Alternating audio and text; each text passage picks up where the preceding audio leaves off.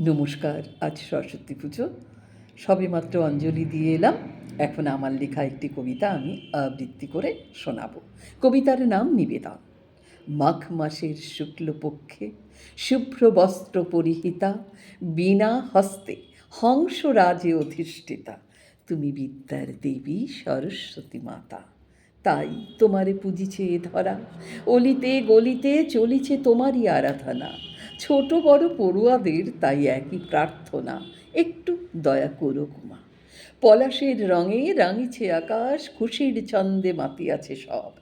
এই শুভক্ষণে তোমারই কাছে আছে এক নিবেদন।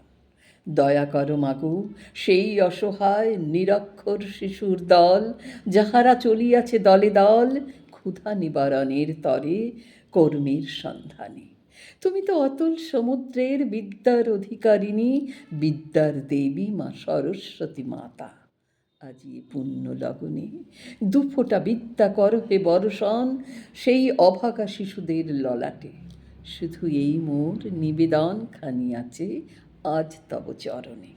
নমস্কার।